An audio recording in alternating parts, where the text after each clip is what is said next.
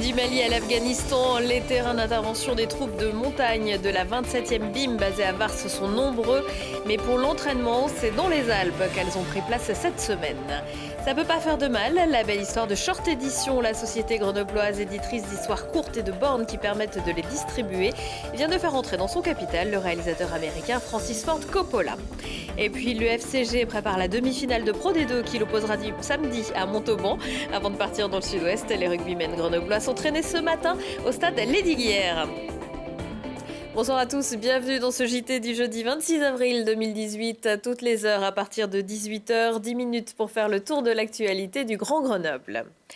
Ça change de la caserne de Vars. La 27e brigade d'infanterie de montagne vient de terminer son exercice hivernal majeur dans un cadre exceptionnel. Au-dessus de Valloire, entre Savoie et Hautes-Alpes, plusieurs centaines de soldats, mais aussi des engins roulants et volants, dont des hélicoptères Tigre, devaient sécuriser un col dans cette zone montagneuse enneigée. Et voyez ce reportage de nos confrères de 8 Mont-Blanc. Des tirs réels, des manœuvres de grande ampleur au cœur de la Maurienne. À près de 2000 mètres d'altitude au pied du Galibier, la 27e brigade d'infanterie de montagne organise sa grande manœuvre hivernale. Pendant 3 jours, plus de 600 soldats se relaient dans un exercice au plus proche du réel. Pour nous, c'était une infiltration jusqu'au col des Cerces afin d'interdire le col et d'ouvrir le feu sur tout ennemi présent. Et puis après s'être exfiltré en NH90, on a atterri ici et on attend les ordres pour partir. Ces obus explosifs sont tirés sur une cible située à 10 km derrière la montagne. Artillerie, génie, transmission, cavalerie, aviation ou encore commando, tous sont amenés à travailler ensemble. Le but de l'exercice, sécuriser le passage d'un col. Mais ceci n'est qu'une simulation. On simule, on ne va pas tirer des obus à côté de nos alliés. Les ennemis sont simulés par nos camarades qui sont en unité avec nous. Donc évidemment, on ne va pas leur tirer dessus non plus, mais on simule tout ça. Sur cette zone de conflit factice, les soldats se confrontent à des conditions intenses. Le terrain montagneux est un terrain extrêmement exigeant, qui exige de dominer le terrain avant de dominer l'adversaire. Donc il faut faire face à la verticalité, au caractère très cloisonné du terrain. C'est un terrain qui est éprouvant physiquement et mentalement, donc il faut aller au-delà de toutes ces difficultés avant de mettre en œuvre ces armes. Là, avant d'être dans cette phase de tir, ils ont toute une phase d'infiltration et de déplacement en terrain montagneux où ils mettent aussi en œuvre leur savoir-faire. Un apprentissage spécifique que les troupes de montagne mettent régulièrement en pratique lors d'opérations. Alors c'est vrai que les unités de montagne sont déployées sur tous les théâtres d'opération. Elles l'ont été l'an dernier au Mali par exemple. Elles l'ont été il y a quelques années en Afghanistan qui était un terrain montagneux dans lequel les savoir-faire particuliers des troupes de montagne ont été une vraie plus-value. Mais lorsque vous entraînez dans un terrain aussi exigeant que la montagne, ça vous permet d'être à l'aise quasiment sur tous les terrains, quels qu'ils soient. Jusqu'à jeudi, l'armée française pourra s'entraîner sur ce site unique en Europe, une occupation provisoire puisqu'il s'agit exceptionnellement d'un terrain non militaire. Les troupes de montagne ne devraient pas être déployées sur des terrains extérieurs avant l'été 2019. Elles sont pour l'instant missionnées sur l'opération Sentinelle. Le secrétaire général de la CGT Isère a adressé un courrier au président de l'université Grenoble-Alpes. Nicolas Benoît reproche à Patrick Lévy d'avoir fait intervenir lundi les CRS pour évacuer le bâtiment du LST, occupé par des étudiants en lutte contre la loi Vidal. Selon des témoins, il aurait été fait usage de matraques et de gaz contre les étudiants et des personnels. Pour le représentant syndical, les interventions policières, la répression de la contestation et la violence physique n'ont pas leur place dans l'enceinte universitaire.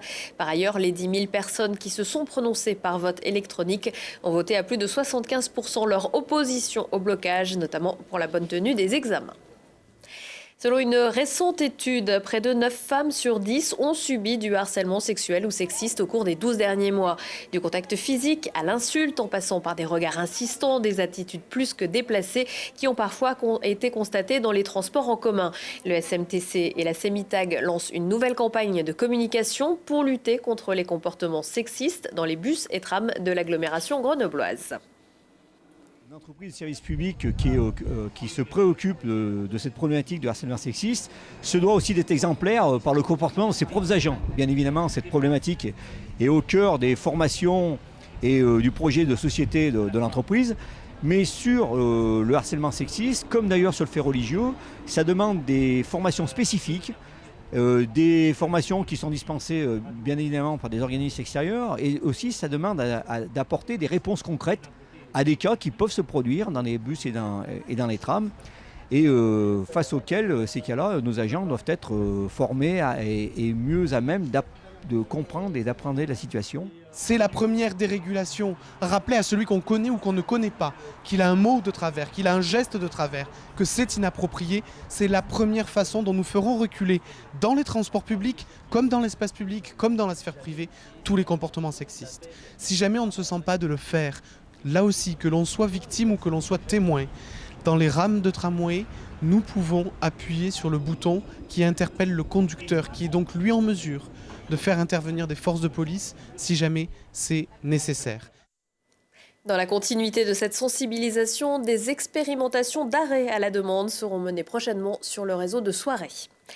La longueur n'attend pas le nombre des idées. Vous avez 5 minutes à tuer, mais pas envie d'une énième partie de Candy Crush sur votre smartphone. Alors approchez-vous d'une borne short édition. La plateforme iséroise de publication d'histoires courtes vous propose gratuitement les textes de 8000 auteurs contemporains, mais aussi d'auteurs libres de droit. Un concept qui séduit de plus en plus et qui a notamment remporté un prix au dernier salon CES de Las Vegas. Lucille Dailly. Au hasard d'un hall de gare, au bord d'un zinc, vous l'avez peut-être déjà rencontré.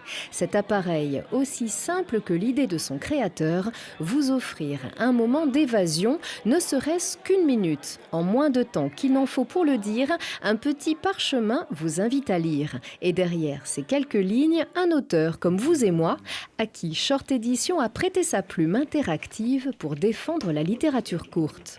Short Edition est l'éditeur propulseur de la littérature courte. C'est une plateforme communautaire sur laquelle des auteurs peuvent poster leurs œuvres, des centaines d'auteurs font des évaluations et des centaines de milliers de lecteurs peuvent du coup profiter des meilleures œuvres qui ont été sélectionnées. Et quand la fiction rejoint la réalité, Short Edition vit un vrai conte de fées. Un monstre sacré du cinéma a tiqué sur la petite idée des Grenoblois. Francis Ford Coppola, père du Parrain ou de Dracula, lui qui défend la courte littérature, a équipé de distributeurs ses structures, son café à San Francisco et son domaine viticole. Le réalisateur est allé jusqu'à donner l'obol en entrant au Capitole, au Capital. Short Edition est une société jeune, avec de bonnes idées. Et l'appareil qu'ils ont conçu est très beau et bien fait. Alors je vous félicite, vous et tous vos collègues. C'est une très bonne carte de visite du fait qu'on est une start-up, mais qu'on est sur le domaine de la culture, où peu de gens s'aventurent et où c'est pas facile forcément de gagner de l'argent et de trouver des nouveaux modèles économiques, mais qu'on les construit petit à petit et que les choses se font.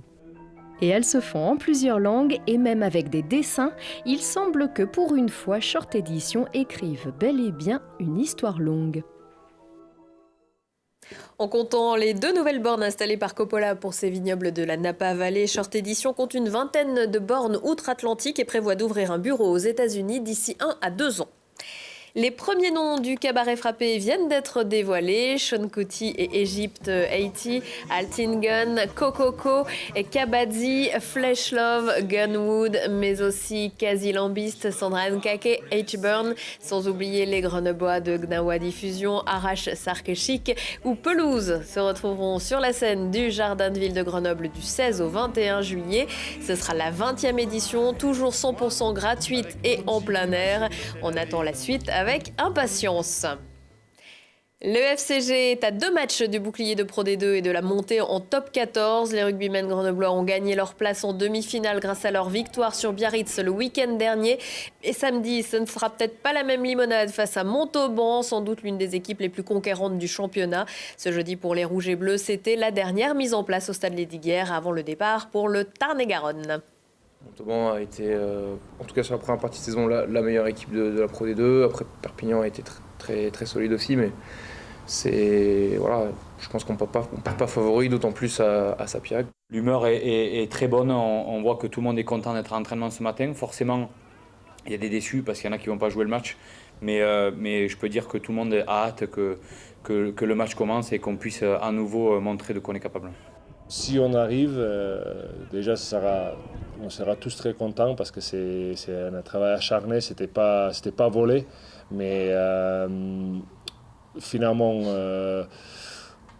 je préfère de monter et avoir des problèmes d'y rester que ça sent que le contexte fait que c'est très difficile à monter aujourd'hui. Plusieurs quarts de supporters grenoblois affrétés par le club seront aussi du voyage. Coup d'envoi à 18h, heure du sud-ouest.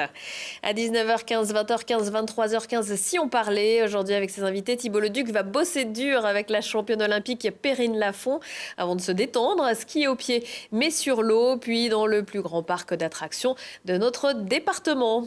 Prochain rendez-vous avec l'actu dans 1 heure et en replay sur télégrenoble.net. Excellente soirée à tous.